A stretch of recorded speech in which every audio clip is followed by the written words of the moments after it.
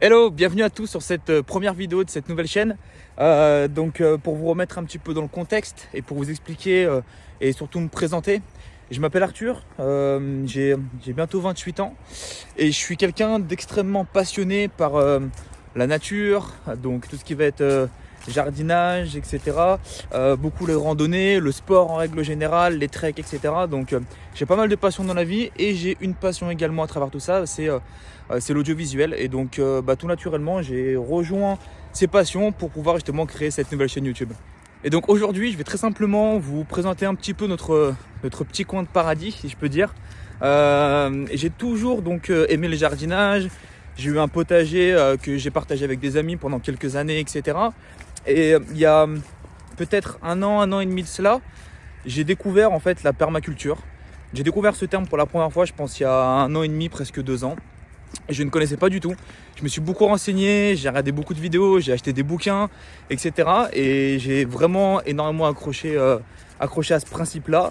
Et puis mon papa qui est aussi également amoureux de la nature et du potager, je lui en ai parlé. Et puis au même moment, on a eu l'opportunité de racheter un terrain proche de chez nous justement. Et on a sauté direct sur l'occasion, etc. Et on s'est dit on va faire un potager ou un jardin familial. Dans lequel on pourra justement passer du bon temps, on pourra accueillir la famille les week-ends, donc ça va être un peu notre espace entre guillemets de loisirs, mais surtout faire un potager, nourrir la famille, faire un verger, mettre des ruches, faire son propre miel, etc. Voilà, c'est vraiment des choses qui m'ont toujours passionné. Et donc on a abouti à ce projet il y a un tout petit peu moins d'un an, il y a quelques mois en arrière. On a eu le jardin au mois de mai, donc on l'a démarré très récemment cette année. Et donc je vais vous présenter un petit peu notre petit coin qu'on a appelé Pampa Paradise. Ça c'est un petit clin d'œil à la maman qui est fan des Pampas. Donc je vais vous présenter ça aujourd'hui. On va partir sur la création aussi de nouvelles parcelles de culture. On est au mois de décembre. Il fait un temps magnifique. Il fait presque 15 degrés. On va en profiter aujourd'hui justement pour créer de nouvelles parcelles de culture qui seront justement au top pour accueillir les cultures du printemps. Donc on a 3000 m² répartis ici sur un terrain un petit peu pentu. Tout le long en bas ici on a mis des tuyas qui vont justement pousser et nous cacher un petit peu de la vue et du bruit surtout de cette petite route. On a planté il y a peut-être 3 semaines, un mois de ça, 18 arbres fruitiers. On va faire le tour un petit peu ensemble. Donc ici on a un poirier, ici on a des prunes, on a ici, si je dis pas de bêtises, un pommier. On en a 2 des pommiers. Non, ici c'est un pêcher, je dis n'importe quoi. On en a un ici, pomme rouge, je sais plus comment exactement ça s'appelle. Et ici on a les golden. Là on a mis des cerisiers, on a mis noisetiers et noyers au fond. Ici ça va être le coin poulailler. J'ai commencé à clôturer, à faire le sol de la cabane pour les poules. Et on a mis des pieds de vigne. On en a un ici, on en a un en bas, parce que le poulailler va venir ici fermé, et l'idée c'est de faire courir justement les vignes sur le grillage du poulailler. Et dans l'angle là-bas on a mis un kiwi, qui va courir aussi sur l'autre côté du poulailler. L'idée c'est qu'au fond, tout là-bas, on puisse y mettre des ruches pour faire notre propre miel. Là on va commencer à installer les récupérateurs d'eau avec un petit toit, avec des tôles ondulées pour justement récupérer ça. Là-bas on a un petit tas de compost, et là on a notre petit potager qu'on a créé en quelques mois. Donc on va faire un petit tour en détail là. Pour cette grande parcelle là, on avait mis cet été toutes les tomates. Donc on a depuis le temps arraché parce qu'on est quand même au mois de décembre. Et on a mis à la place ici une dizaine de framboisiers qui vont justement bien fleurir justement au printemps. Il faut savoir que les arbres fruitiers, comme tous les arbres qu'on a plantés, les petits arbres fruitiers comme les framboises, les mûres, etc. c'est des arbres fruitiers qu'on plante à l'idéal à l'automne. Comme ça, elles ont le temps justement de s'enraciner tout l'hiver, de prendre racine, etc. et de pouvoir justement au printemps être au top pour justement bien fleurir et donner un maximum de fruits, quoi. On avait ici une grande planche avec des tomates également et des courges butternut. Donc forcément la culture est terminée depuis. On y a mis des épinards, j'ai planté des radis que j'ai déjà bien évidemment tout récupéré. On avait des parcelles également où on avait de la butternut, on avait du pâtisson, on avait des courgettes. Ici on avait des courgettes rondes de Nice, des courgettes longues, on avait des concombres, on avait des aubergines ici, là on avait des courgettes également. Donc on a eu beaucoup de courgettes, beaucoup de butternut, beaucoup de courges, beaucoup de tomates, même si on a eu, comme beaucoup de personnes, je pense, le mildiou cette année, cette fameuse maladie qui ravage un petit peu les pieds de tomates. Ici on avait de la courge muscade, la grosse courge, de la salade avec des radis dans les petits bacs ici. Donc on a pas mal de choses, bien évidemment les patates au fond. Donc on a quand même bien mangé cette année, même si on a commencé le potager un petit peu tard. L'idée c'est vraiment de commencer le potager au mois de mars, avril. Nous on a commencé plus sur mai, juin, donc on avait 2 mois de retard. Il y a certaines cultures qui ont bien pris, d'autres non. Certaines cultures qui ont beaucoup donné, d'autres un peu moins. Mais voilà, c'est le game, hein, comme on dit. Vraiment c'était une petite année test. Parce que le terrain, vraiment il y avait de l'herbe haute peut-être jusqu'aux hanches. Vraiment, et donc on a tout fauché, on a fait un peu comme on a pu à la va-vite pour clôturer, parce qu'on est vraiment en bordure donc de route mais surtout de forêt, donc pour éviter justement l'intrusion des animaux, des biches, des sangliers, etc. Donc on a vite clôturé le côté potager, on a vite fait des parcelles, on a fait des tests. Il y a certaines parcelles où on a creusé, on a mis du bois mort, on a respecté vraiment ce mélange azote, carbone, etc.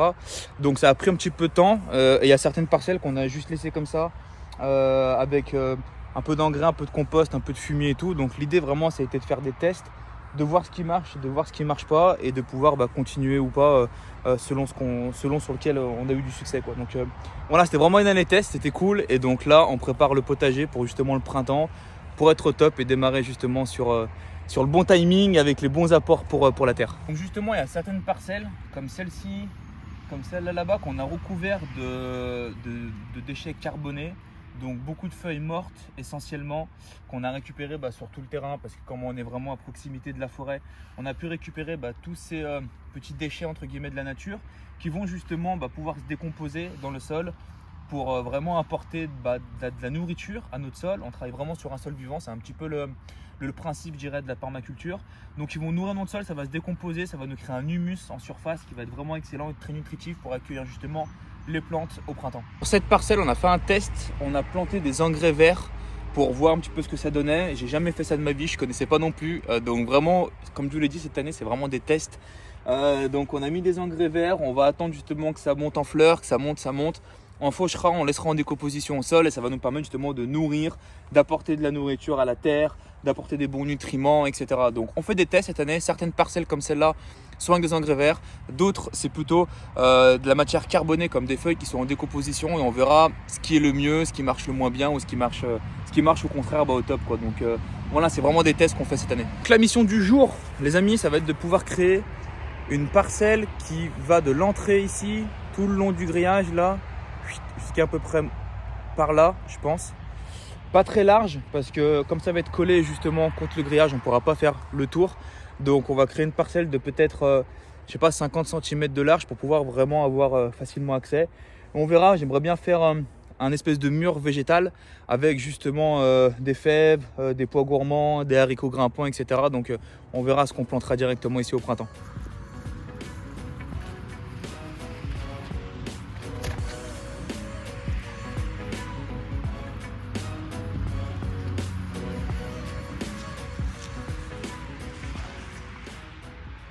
Donc j'ai utilisé ici des anciennes traverses de chemin de fer pour pouvoir justement délimiter toute la parcelle qui fait, je pense, une bonne dizaine de mètres de long sur peut-être 50-60 cm de large. Je voulais pas que ce soit trop large pour justement du bord de la parcelle pouvoir facilement atteindre le bout. Et donc je vais mettre un petit coup de grelinette pour aérer un petit peu le sol sans le retourner, pour pas déstructurer justement le sol, sans venir impacter la vie du sol. Après on y mettra du fumier de cheval, on y mettra du compost, on y mettra des feuilles mortes par-dessus, et l'idée c'est que pendant les 3-4 prochains mois ça puisse se décomposer, ça puisse nourrir le sol, apporter de la fertilité au sol, nourrir vraiment le sol de manière biologique, et après ça sera apte à pouvoir justement recevoir les premières cultures du printemps.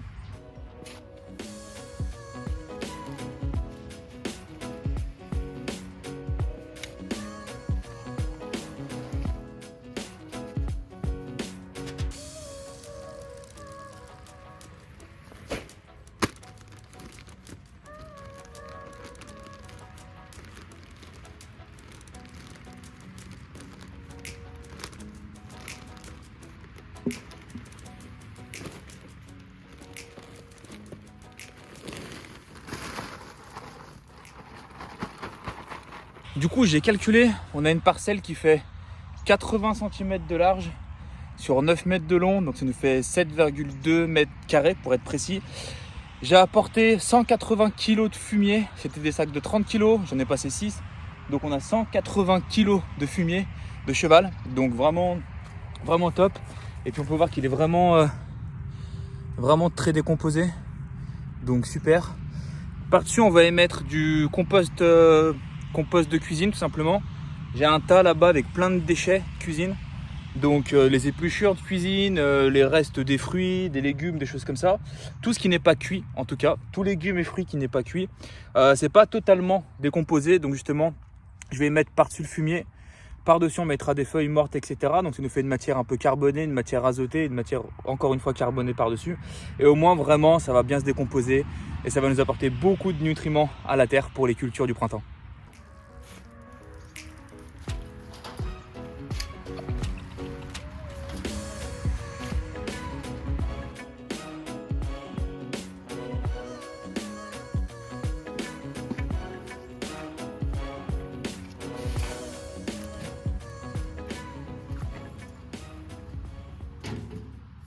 Et donc regardez, deux choses intéressantes dans le compost. La première chose, c'est que mine de rien, il y a de la vie. Donc je sais pas si vous allez le voir ici. On a un petit ver de terre. Et on a énormément de petits insectes qui se baladent dans le compost. Et la deuxième chose, c'est que regardez, on a une graine qui a germé. Et on a une graine qui a germé, qui s'est mise à pousser dans le compost. Ok, donc comme quoi, preuve que ce compost là, alors on peut dire ouais c'est dégueulasse, c'est des déchets de cuisine, ça sent pas très bon, peu importe, mais ça c'est vraiment une mine d'or au potager parce que vraiment ça nourrit le sol, la vie du sol encore une fois, et ça apporte énormément de nutriments justement pour la terre et nos cultures. Donc ne négligez pas ça. Donc il y a beaucoup d'apports qu'on peut faire au jardin. Là j'ai principalement 3 apports. Il y a un apport de fumier de cheval, il y a un apport de déchets végétaux, déchets de cuisine, ça c'est de la vieille tonte. Ça c'est les épines de pin. Voilà, il y a beaucoup de choses végétales. Et puis derrière on va recouvrir justement avec des feuilles mortes, donc une matière plus carbonée. Donc voilà, négligez pas en soi vos apports. Regardez, encore un très beau ver de terre. Voilà, comme quoi il y a de la vie dans le compost. C'est cool, ça fait plaisir.